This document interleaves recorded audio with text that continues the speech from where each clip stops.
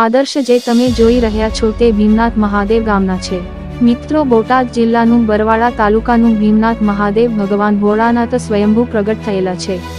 અત્યારે પવિત્ર શ્રાવણ માસ ચાલી રહ્યો છે તો ત્યાં ભક્તો પ્રમાણમાં આવી રહ્યા છે, પરંતુ આ રસ્તો તમે જોઈ રહ્યા છો જે ભગવાન શિવના મંદિરે જવાનું મેઇન રસ્તો છે, જે વરસાદના કારણે જુઓ કેટલો ગંદકી પૂરો ભરેલો છે। સ્થાનિકો સાથે વાત કરવામાં આવી તો એવું જાણવા મળ્યું કે સરપંચને વારંવાર જાણ કરી પણ સરપંચ આખા પાટા બાંધીને ફરે છે।